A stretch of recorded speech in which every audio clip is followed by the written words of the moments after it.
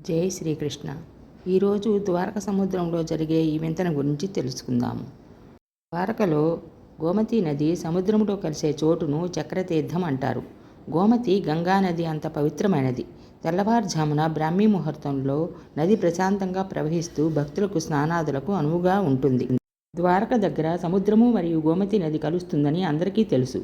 కానీ తెల్లవారుజామున సముద్రపు నీరు వెనక్కి ఉండటం వలన గోమతీ నది మాత్రమే మనము చూడవచ్చును, స్నానం చేయవచ్చును. తెల్లవారుజామున 3 గంటలకు, తెల్లవారుజామున 5 గంటల నుంచి మరలా సముద్రపు నీరు నది రెండూ కలుస్తాయి.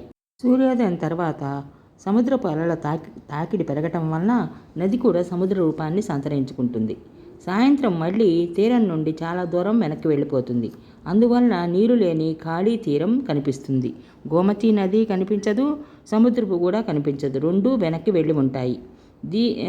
నీరు వెనక్కి వెళ్ళినప్పుడు భక్తులు ఆ ఇసుకలో నడుచుకుంటూ వెళ్ళి సముద్రం ఎక్కడి వరకు ఉందో అక్కడికి చేరుకుంటారు. కొంతమంది ఒంటెల మీద కూడా సవారీ చేస్తారు. ఈ ఇసుకలో భక్తులు బంగారం కోసము ముత్యాలు దొరుకుతాయని చాలా వెతుకుతూ ఉంటారు. ఎందుకంటే ద్వారక సముద్రంలో మునిగిపోయినప్పుడు సత్యభామ దగ్గర ఉన్నటువంటి బంగారం అంతా ఈ సముద్రంలోనే కలిసిపోయింది.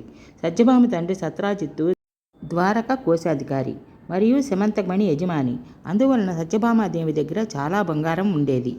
ఈ బంగారం అంతా ద్వారక సముద్రంలో మునిగిపోయినప్పుడు సముద్రంలో కలిసిపోయింది.